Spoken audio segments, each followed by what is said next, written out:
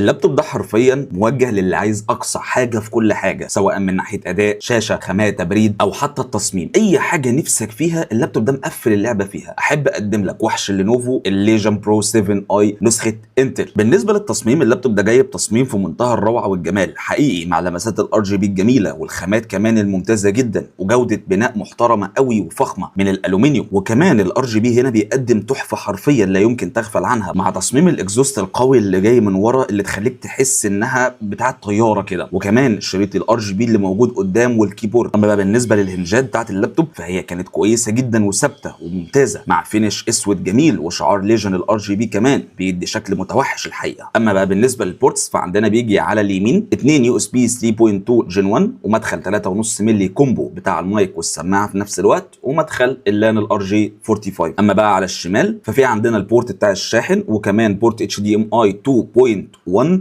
وكمان بورت ثاندر بولت 4، وكمان معانا يو اس بي سي بيدعم الباور ديليفري لحد 100 واط، وكمان عندنا يو اس بي 3.2 جن 2. فمن ناحيه التصميم والمداخل انت مش ناقصك اي حاجه هنا، اللابتوب مديك كل حاجه انت ممكن تحلم بيها